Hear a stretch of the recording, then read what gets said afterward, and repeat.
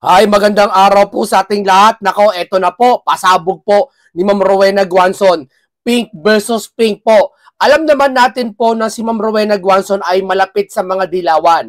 O ito yung sa mga kampanya dati na naalala ko, nagsasalita rin to, na sa mga dilawan at talagang binabagbagan niya ang mga Marcos. No? Kung naalala nyo, sinabi pa nga niya na pangalawang Marcos na ang nilalabanan niya. Di ba? Kumbaga, doon sa pink na yon, may mga pangsigawan pa nga na never again ba yon? Marcos never again, parang ayaw na nila ng Marcos, sinusuka nila ang Marcos sa mga pinklawan. Ngayon, ganito, nung eto si Marcos ay nagkaroon ng issue mga ganitong flood control, etc. etc. Siyempre, mas matibay ang tsansa na pwede ito ma-impeach o pwede maalis. Ngayon, itong mga dilawan na dati nilang sinuka, dinura, pinag-aalimura ang mga Marcoses, ngayon parang kumakapit sila. Hindi sila nagpapalata, pero yung mga kinikilos nila at yung mga act nila ay parang gano'n na nga. Diba? Hindi lahat ng pink di ba? Iba kasi talaga nag-DDS na rin, no? Iba nag-loyalista na. No, ganito yan. O ngayon, yung pagkatapos masuka ng mga pink, etong mga Marcoses, lalo siyempre, si Ma'am Rowena kasi, eto talaga, suka talaga sa mga Marcos ito. Hindi ito mapagkunwari. Kung ano yung nakikita niya, yun talaga siya. Diba? Hindi katulad ng mga pink, iba layunin. Nagtatago sila sa salitang, unahin ang taong bayan kuno. Pero hindi nyo maramdaman, hindi nyo makita na inuuna nila ang taong bayan. Bagkus, sarili nila ang inuuna nila na makaupo sila sa 2028. Bakit? Isa na dyan yung sinasabi ng mga iba na ayon sa mga sinasabi ng iba. Kasi pag si Marcoses, pinuruhan nyo, malaking chance ma-impeach, malaking chance pag pinag-resign, alam nyo si Sara Duterte ang papalit. Bagay na galit kayo sa mga DDS. Yeah? Yun yung tinatawag na walang pagpapakumbaba, mga mapagpaimbabaw. No. Hindi katulad ni Ma'am Rowena Guanzon, totoo, di ba? Hindi ko ano yung nakikita niya talaga, nararamdaman na talagang ayos to. Ito, hindi naman siya nasasabing DDS siya, pero nakikita niya yung kung sino may mali. Diba? Lahat tayo may mali eh. Dilawan, DDS, neutral, pinklawan, lahat, loyalista, may mali lahat yan, tao lang eh. Yan ang kahayagan ng tao lang tayo. Pero, ang masama nito, hayag na hayag sa kanila kung sino ang kinakampiyan nila. Hindi masama kumampi. Kaso nga lang, yung dati mong sinuka tapos kinakampiyan mo ngayon, hindi kami naniniwala. 'Di ba? Hindi kami naniniwala na kinakampiyan nyo. Kunwari lang yan. Para yung mga tao na sinasabi nyo, nagtatago kayo sa likod ng salitang taong bayan, nandito kami na unahin, panagutin ng korap, hindi kami talaga naniniwala. No? Ngayon, dilawan versus dilawan. Hindi na nga to dilawan eh. Bakit? Sino na una? Alam naman natin si Ma'am Rowena Guanzon, dahil kabunga ng kanyang galit, tao lang na napaubo dun sa ball sa Rockwell sa Makati, alam naman natin ang lahat na nangyari doon. Ngayon, nag-react ang mga ibang dilawan sa kanya. Bakit kaya? Bakit nag-react? Bakit? Anong meron? Umubo lang? Masama ba umubo? Ha? Bastos ba yon? Nakakapag-iit ng ulo kasi pag ubo mo, sinaway ka, at para bang kala mo sa'yo yung mall, talaga mapapamura ka. At yung mura, yun yung kahayagan ng galit ka. Di ba? Hindi ka naman nagmura na parang hindi ka galit eh. Yun ang kahayagan talaga na wala ka sa control. Di ba? May tao ba na nakokontrol ang sarili pag galit? Di ba? Hindi nyo kayo unuwahan. Ngayon, si Rowena, tinira nyo. Di ba? Kaya, tinira din po sila ni Ma'am Rowena. At eto na po, tingnan nyo po, mga dilawan. Sinusugod po si Ma'am Rowena. Unahin natin ito, si Jesus. Ito, si Jesus Palsis. Ano ba apelyido nito? Ano to eh? Nagpo-post to na hindi siya naglalagay ng comment. Dapat ito, naglalagay ka ng comment para mabasa mo yung reaction ng tao. Ayan walang client to eh. Kaya naging attack dog na lang. Hindi ako may sabi niya, si Ma'am Rowena Guanzon. Kasi sabi ni Palsis dito, ito sabi niya, note, it's not a crime to be a communist repealed an anti-subversion law, but the Supreme Court has said that Red tagging engages people lives. Ayan na, oh. Dear Sec Ronald Llamas and Senator Risa Hontiveros, Rowena Guanzon just red tag the two of you calling of us. Ayan na, oh. Ito sinasabi ko. Ayan, calling of us. Pareho kayo mga komunista, dapat kasuhan nyo ang kriminal, ang disbarment case. Yan, turuan ng leksyon yan. Oh, yan, talagang labanan na to ng mga dilawan. Diba? Pero hindi na dilawan siguro hindi na dilawan dito pagkakataon si Ma'am Rowena kasi nga, nagkaganito na ang labanan. Diba? Oh, yan ang sinasabi ko sa inyo mga kamunti, na kapag pinagnilalabanan mo ang BBM, hindi mo naman totally nilalabanan ng BBM eh. Pinangangatwiranan mo yung mga maling ginagawa ng administrasyon. Tama? So, anong ginagawa nila? Anong ginagawa nila? Pinagtatanggol ng mga loyalista. Normal yun kasi mga loyalista ni BBM yon. Eto masaklap, pinagtatanggol ng patago ng mga pinklawan. Bakit kayo kay Ma'am Rowena? Kasi binabakbakan si BBM. Saan kayong bagay na galit kay Ma'am Rowena? Dati yung kapinklawan to. Saan kayo bagay na gagalit? Inapakan ba kayo nito? Nagsalita ba to ng una laban sa inyong mga pink? Wala, di ba? Kayo nauna yata dito. So, kasi alam nyo, si Ma'am Rowena, binabakbakan si BBM. Bagay na ayaw nyong gawin nyo kay BBM. Kahit gustong-gusto nyo na apakan si BBM. Di ba? Postahan tayo, 2028, oh. Magsasalita yan laban kay BBM lahat, oh. Kay Marcos, oh. O sige, oh. Lahat yan, oh. Ganyan po yan. Hindi taong bayan ang inuuna nyo. Dahil kung taong bayan ang inuuna nyo, ang una nyong iisipin, yung ginawa na ngayon ng under administration ni BBM. Bakit hindi kayo sasalita? Nagmamasid lang kasi kayo. Yan ang sabi nyo. Di ba? O, yan ba para sa taong bayan? Buti si Senator Dante Marcolita para sa taong bayan talaga sa si Ma'am Rowena eh. Bakit ka mo? Kasi, pinagtatanggol niya ang taong bayan sa korupsyon. Kayo, ni minsan ba narinig namin sa inyo na talaga ang taong bayan pinagtanggol nyo laban sa korupsyon na to? Wala. Pupunta kayo sa rally sa Luneta, sabihin nyo, panagutin ang mga sangkot. Kahit pinangalanan ng presidente kung sino-sino, hindi nyo mabanggit kung sino. Bakit? Kasi gusto nyo, nagmamasid lang kayo. O, di ba? Panaginip ko yan. Sorry ako ng lahat yan. Ya? O. Alam mo yun, yung panaginip na yan, nauso sa akin yan eh. Inadapt na lang siguro ni Ma'am Maharlika eh. Ma'am, pasensya na baka na-adapt nyo siya, sabi ko Nauso sa akin yung panaginip na yan. Para pag kinwestiyon ako, munting kaalaman, ba't mo sinasabing ganyan? Nang bibintang ka, kakasuhan ka. Ba't mo kakasuhan ako? Panaginip ko yun. Meron ba naman nagkwento ng panaginip, kakasuhan mo? Di ba? Alam, nanaginip ako. Pinatay ko daw si ganito. Oy, kakasuhan ka. Papakasuhan, panaginip ako. Di ba? Sa akin nang galing kasi yan. Yung ganyang style. Di ba? Kasi tuso sila eh. Sabi niya ni Kristo sa talatang Biblia, maging tuso kayo kaysa sa ahas. O may ibang salin, maging tuso kayo tulad ng sa ahas. Sa Biblia, pag sinabing ahas, sino? Di si Satanas. Kung tuso si Satanas, dapat maging tuso tayo sa mabuting paraan. Di ba? Okay. Rowena, united ang mga animal pag-atake sa akin. Pero yung amo nyo, kung di pa nagnakaw sa PhilHeal, di pa aayos sa mukha. Very good, Ma'am Rowena. Kita niyan. Dating magkasama yan, magkadikit yan. Kahit san hearing, kahit san party list o partido man, magkadikit yan. Solid pink yan. Solid dilawan yung dalawa na yan. Pero ngayon, tingnan mo, sino pinagtutungkulan nito? United ang mga animal sa pag-atake sa akin. Anong ginawa ni Ma'am Rowena sa inyo? Ba't yung inaatake? Wala ko ibang maisip maliban lang binabatikos niya si BBM.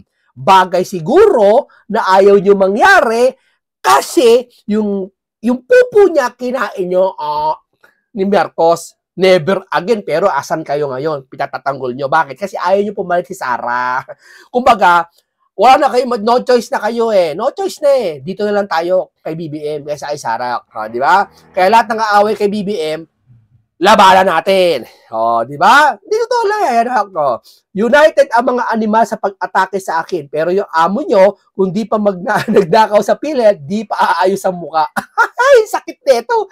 Ang sakit neto. Di ba? The Queen of PhilHealth. Basa tayo ng comment konti. Konti lang, papyaw lang, ha? Correct. Lady Buhaya yon. Split na Risa ba yan? Nabuko kasi. Ma'am, padayon ma'am, buwang na sila. Agree. Buwang talaga. Aray ko. Diyan lang kasi bumawi, madam. Salute daw, sabi ng DDS. Hahala to. Di ba? Nakisaw-saw din itong isa. Laban attorney. Alam mo na kung siyo tinutukoy dito. Insertion queen, Risa. Sabi, aray. Aray ko. Sino bang Risa yan? Maraming Risa, ha? Baka sabi mo, ikaw yon. Maraming Risa. Walang binanggit na apelido, ha? Yes, kayo na magbasa ng comment dito kay Ma'am Rowena para mabasa niyo yung buong apelido kung sino yung Risa. Di ba? Parang yung sinabi kong Pepsi, may nag-react? Pwede daw akong kasuhan. Uy, ba't mo binabanggit yan? Bakit? Ano ba Pepsi yung binanggit ko? Saka pakialam mo, idol ko si Pepsi. Di ba? Idol ko yung actress na yun. Nagaganda na ako dun pakialam mo. Di ba? Baka guilty ka. Baka guilty kasi yun. Yung matandang yun. Di ba? Pakialam nila. Ito. Pero maiwan natin yan. Marami pa. Ayan, Ito pa. Marami pa yan. Tungkol sa pinklawan. Common sense daw. Hindi yan. Hanap tayo ng mga pinklawan. Yan. Teka lang, ha. Kasi itong mga to, gusto ko makita yung llamas yung llamas, nagkakontrahan daw sila ng llamas ito na. Ito pa sureness, basta lahat po nakakatalo niya na. Alam nyo ito kung may nakakaalaman ng baho ng pinklawan, tatandaan nyo walang iba kundi si Ma'am Rowena Guanzon. Sabihin ko sa inyo, matabil ang bibig nito, matalino tong taong ito. Yeah? Lahat to pinagkatiwalaan, talagang matagal kayo nagsama nito, alam ko. Kaya pag baho nyo, di ba sinabi niya kay Llamas, ikaw nga baka kasama mo si di ba? Ibig sabihin para may kabit ba, ma'am? Di ba? Ito. Di ba? Matalino tong taong ito. Hindi ito yung marami tong alam na pag kayo nagsimula, tatapusin ni Ma'am Rowena Guanzon. Di ba? Dapat yung sinimulan to. Pinag-init nyo yung tao, yari kayo. Hindi kayo inaano neto. Nagsigaw lang sa mall dahil sa init, isinaway siya, umubo siya, tama naman siya Karapatan niya magalit Tao lang siya, mahina siya, no? Saka senior na siya, no? Saka high blood siya, no? Kung kayo naiintindihan mo, because is science, sa anatomy ng tao, naiintindihan nyo kung bakit nagagalit si Ma'am Rowena, pero hindi nyo inintindi, binatikos nyo kayo mga dilawan. Di ba? Ngayon, kayo nagsimula. Okay, ito pa. Marami pa tayo. Teka lang, hahanap tayo kay Ma'am Ro. Musta na pala ang Senate Blue Ribbon Committee? Naging red ribbon na ata. Di yan. 3 days na pala to. Wala na to. Doon tayo sa kabila. Sa kabila tayo, ha? Dito tayo sa kabila. Ito, matindi dito. Sabi, tinumbok ni Guanzon. Kung di pa nagnakaw sa PhilHealth, di pa aayos ang muka. Si Risa ba ang tinutumbok ni Guanzon? Di ako magsabi yan, ha? Huwag ninyo akong tinatakot sa cancel culture ninyo. Dahil, tama. Ma'am Rowena, ididisbar nila. Papadisbar. Kasi nagmura. Talaga mapapagpaimbaboto mga to, no? Akala mo hindi nakapagmumura, no? Akala mo kay lilinis, no? Lahat. Si Marcoleta kakasuhan. Si Guanzon kakasuhan. Si Chabel kakasuhan. Lahat kakasuhan nila. Di ba? Ang perfect Di ba? Lahat isasalita kakasuhan. Nari-real talk lang kayo. Mamaya mapapay kayo, real talk ang sasabihin ng taong ito. Hindi politika ang hanap buhay ko. Di ako mamamatay kung di ako tatakbo na o magpuposisyon sa prinsipyo na tinitindigan ko ngayon. Samantala kayo ay gagawin lang lahat, manatili lang sa pwesto at umaasa manalo pa ang presidente. Hindi na kayo mananalo presidente. Diba? Si Sara na, sipin nyo. Ito nga lang Ako marami akong kapitbahay dito, pink, dilawan na. Alam mo, ang boto ngayon kung sino na? Si Sara na. Alam nyo paano ko nalaman si Sara na? Yung mga kadikit compound ko. Ang dami nun, nasa 500 din yun. Alam mo bakit nalaman ko si Sara na suportahan nila? Kasi sinuportahan nila yung mayor at yung vice mayor pala na kung saan si Sara ang pero yung kay Bam Aquino dito at hindi sinuportahan. So ibig sabihin, hindi na sila dilawan. Sara na sila. Di ba? Kasi nakita nila si Sara iba di ba? Yung tapang. Paano ba naman lalabas ka ng bahay mo? Ha? Payag ka, yung anak mo, ihilahin sa gabi. Anak mo, walang kontrol, magiinuma, tapos mapapaaway, batuhan sa kanto, tapos gaganon, anong gagawin? Kung si Sara nga naman nakaupo, protection ng anak ko, di ba? Tama na. Anong gagawin ng presidente na to, na senador ng babae na to, na si PhilHealth Queen? Anong gagawin niya pa naging presidente siya? Ha? Kabaitan? Huwag mo na uulitin yun na, bati na tayo, huwag mo nang huli. Ano yung ganon? Ha? Hindi natin kailangan ng kabaitan. Matatalino sila, pero hindi natin kailangan ng kabaitan. Ang kailangan natin ay yung matapang, kayang harapin ang lumilipad na bala. Ika nga. Di ba? Ito, dami bumaba na naman self-esteem ko, sabi nito. Wala ako Rolex, naka-Gucci okay lang yan, pogi naman naging kayo nga ni di ba? Di ba?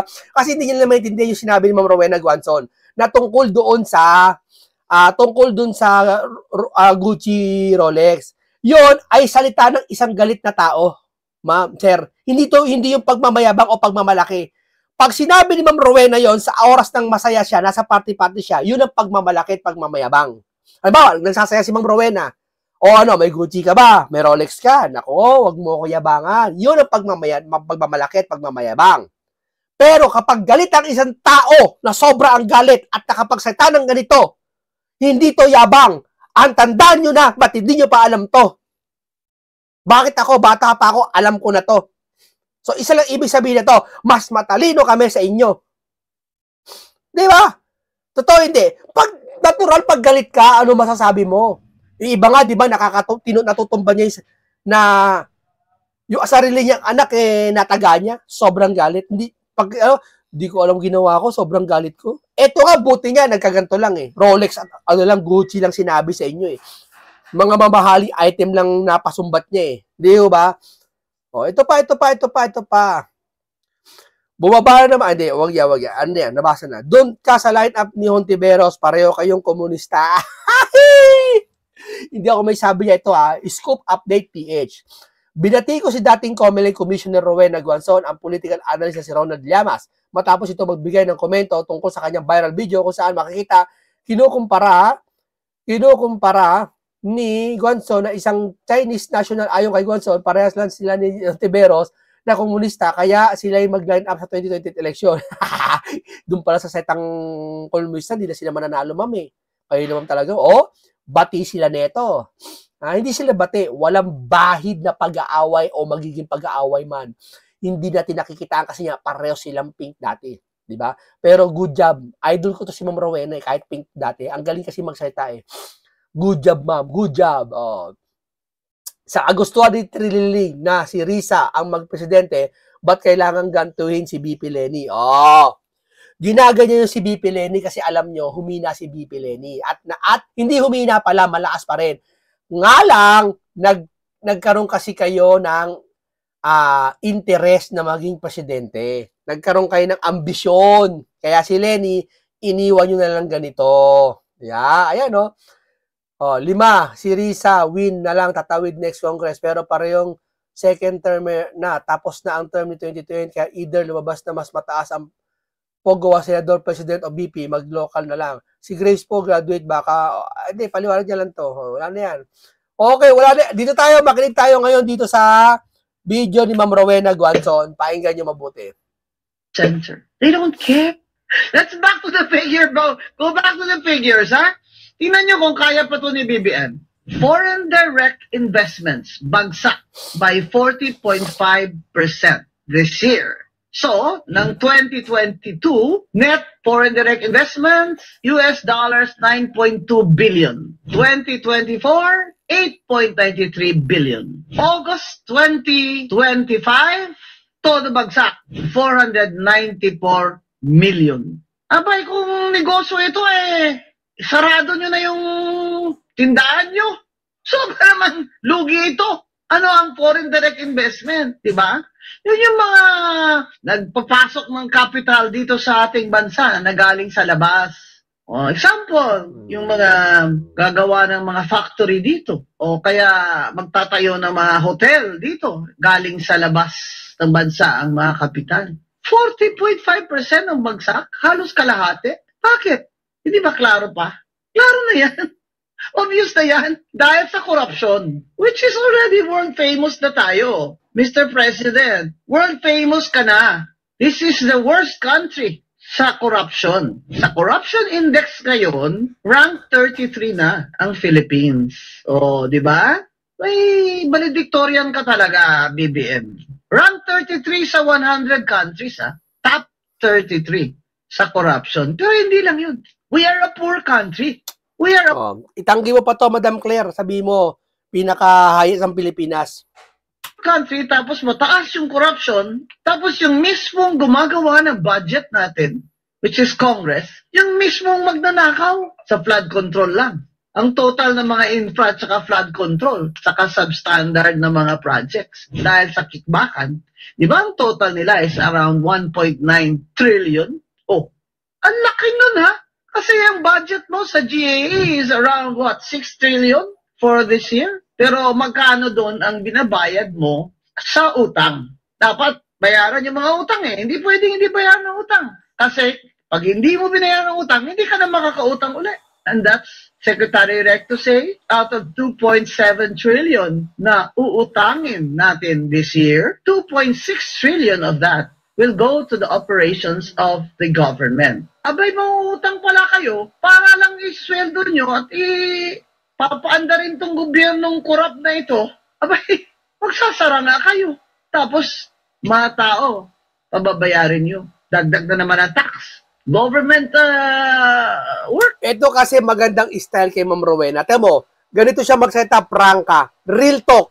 Ito gusto kasi ng taong bayan. Maramdaman at tunay na tao ka. Hindi ka tulad ng ibang pinklawan, ay, ganito lang, edukado kami, eto kami, edukado, eto, wag magsalita ng masama, ganyan-ganyan.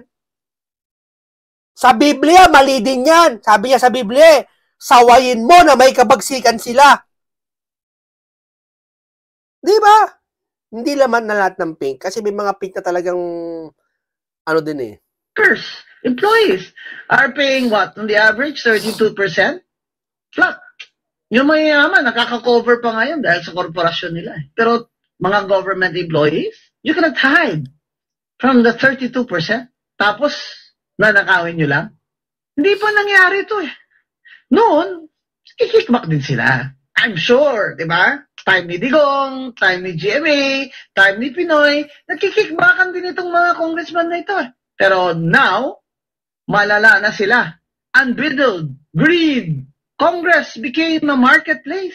That's what some Congress people told me.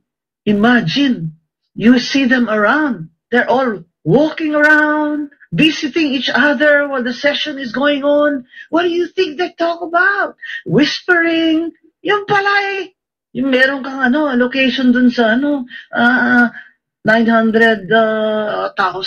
Bilhin ko na lang yan sa'yo. Bigyan na lang kita ng 10%. No sweat ka na. Tapos may contractor na siya na naghihintay dyan. Ganyan ang kalakalan, mga kaibigan. Ako po dating taong gobyerno ko. Kaya alam ko, dati po akong gumagawa ng budget sa isang opisina po. Handaan nyo yan. Alam ko mga kalakalan dyan, alam ko mga padulas dyan, di ba? Alam ko yung mga bentahan dyan. Doon sa pinasukan ko, ayoko lang sabihin, kung saan syudad at saang departamento. Yung pinasukan ko po, ako gumagawa ng budget kung saan nagbabudget po ng mga gamot. Marami pong gamot na yung gamot na yon babudgetan ng city. Siyempre, libo-libo yon. Ang magbabayad nun, taxpayer, kasi pera ng city yung gagamit sa gamot. Di ba yung gamot? Yung gamot na yon, pag na-deliver na sa procurement or yung gamot na yon, napakadami. Kahit isang truck na gamot. ano ngayon sa tao yon sa mga gagamitin ngayon. Ang masama nito, syempre may kita yun,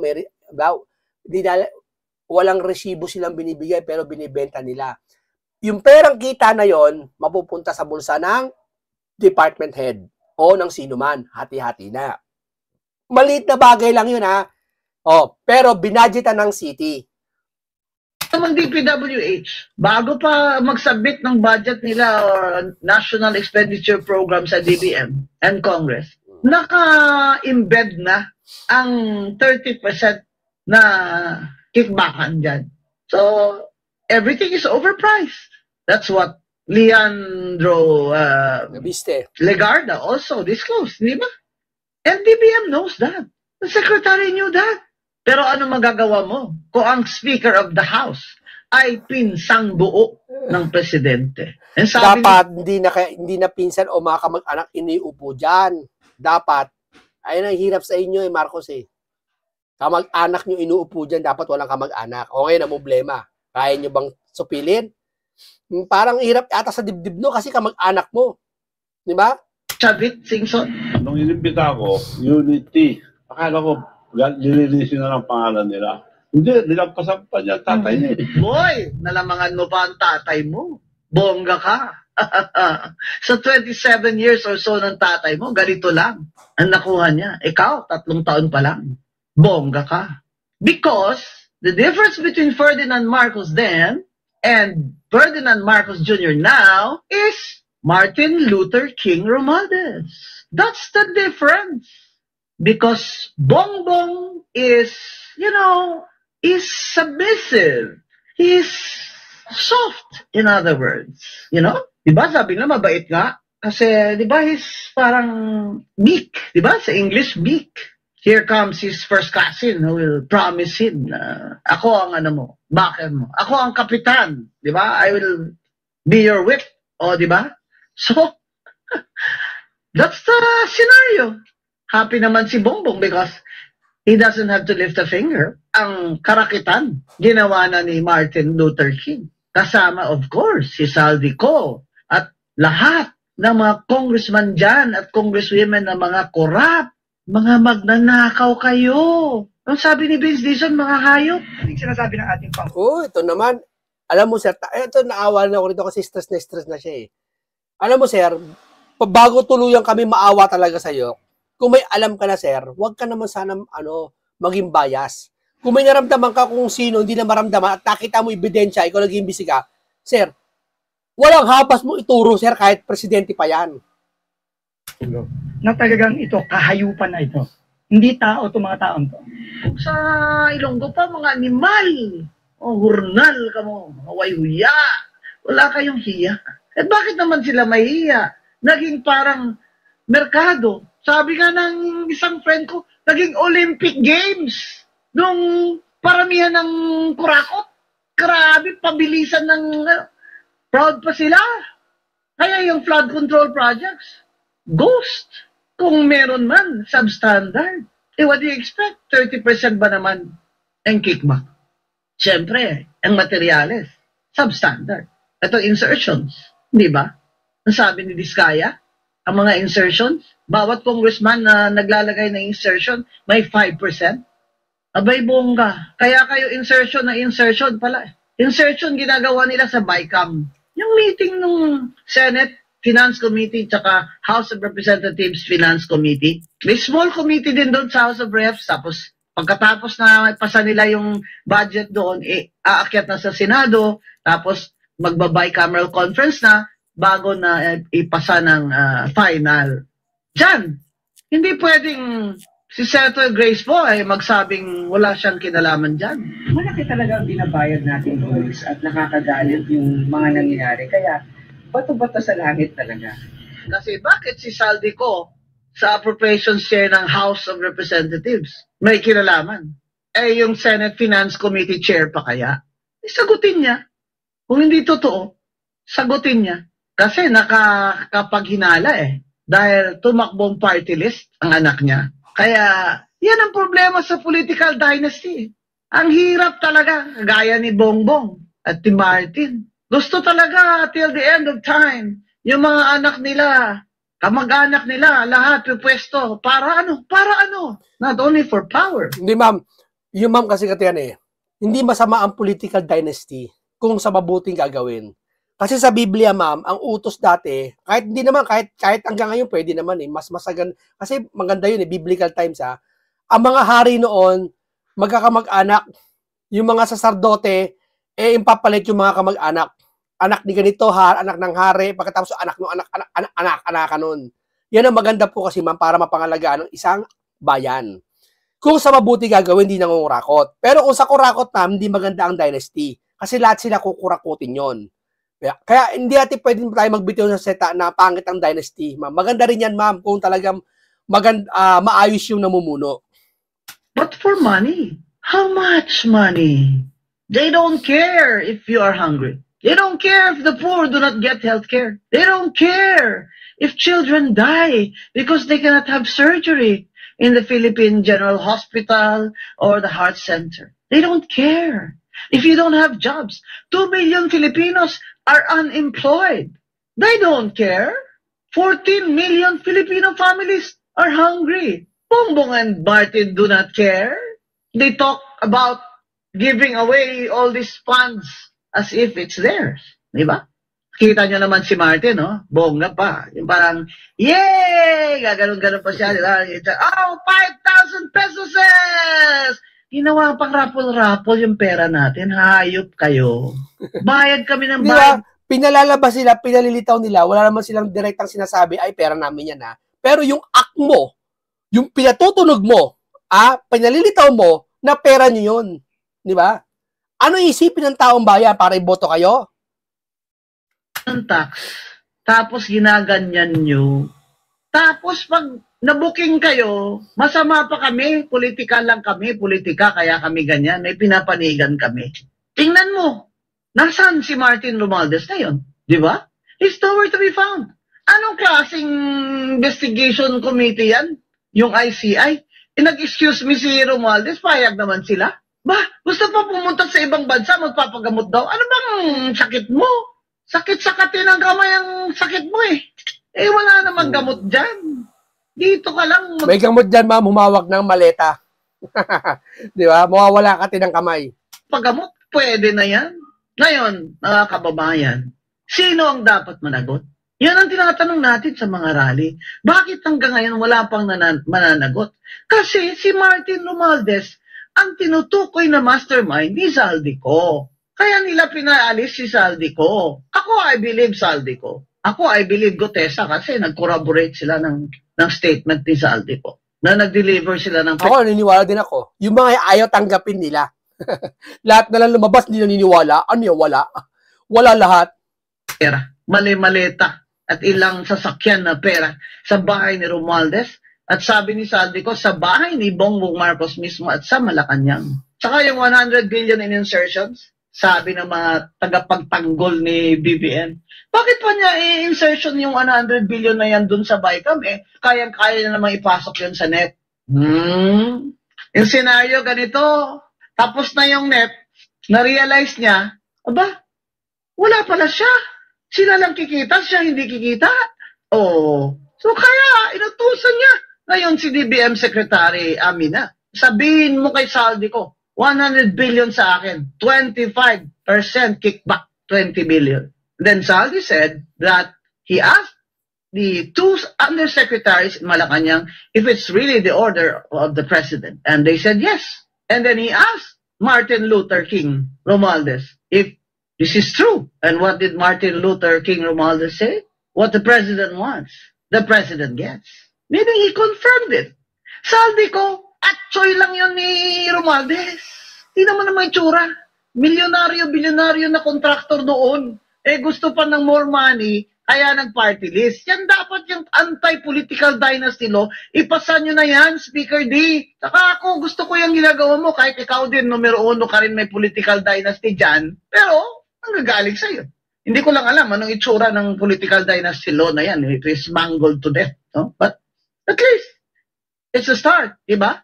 Dahil dyan, sa 2025 election na yan, kaya tayo ninakawan ng todo nitong Martin Luther King at ng administration ni BBM. Kaya nagsalita na sila ngayon. Hindi natin ini-excuse si Saldico. Mananagot din siya. Pero naniniwala ba ako sa kanya? Yes. Naniniwala ako sa kanya. Tama. Alam mo, hindi porket yung tao na agawa at ayaw mo, hindi ka na naniniwala. Di ba? Paniniwalaan mo pa rin yun. May mga bagay pa rin sasabihin, totoo yun. Na? Lalo na kung tutugma doon sa sinabi ng isa, kagaya na kay Gutesa. And I hope that he stays alive and that there will be some way that he can testify.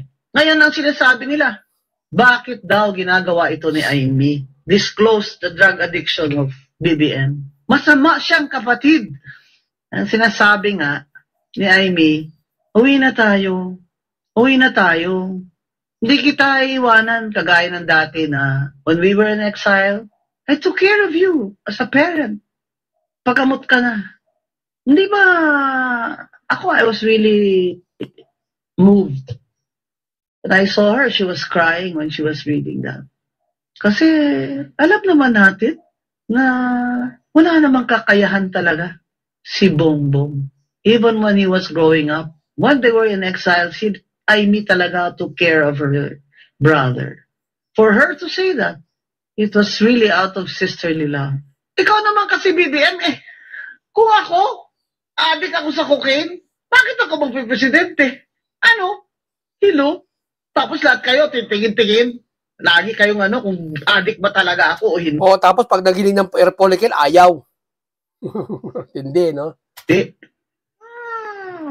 Ayan kasi. Sana hindi ka na nagpresidente. Eh di kahit anong gawin mo, wala kayong pakialam. Hindi ba? Eh nagpresidente ka. Lahat tumangad sa'yo.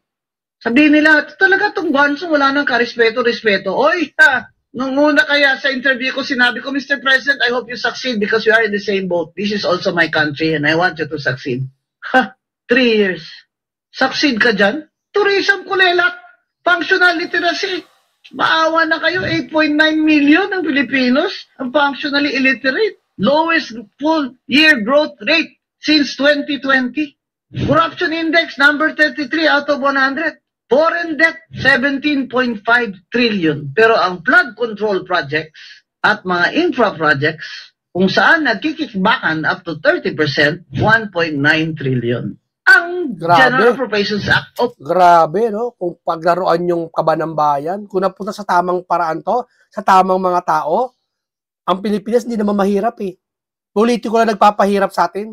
Budget natin ay nasa 6 trillion lamang. Mga kababayan, niloloko tayo nito mga congressman natin at mga politiko at mga gahaman dyan sa DPWH. Nagtutulakan na sila ngayon. They are pointing fingers at each other. Sabi ng mga kontraktor, ano naman po magagawa namin? Hindi po kami makanegosyo kung hindi po kami papayag. Dinidisqualify kami. Sabi naman ng DPWH, ano naman po magagawa namin? Eh, congressman po nagsasabi. Pero sa totoo lang, kahit yung ibang districts dyan, na walang kickback yung congressman or hindi lang kukunin yung kickback nila, DPWH officials yung nakikipag-transaction na dyan sa mga kontraktor. Bago pa yan lahat ipasok sa NEP, may kontraktor na yan.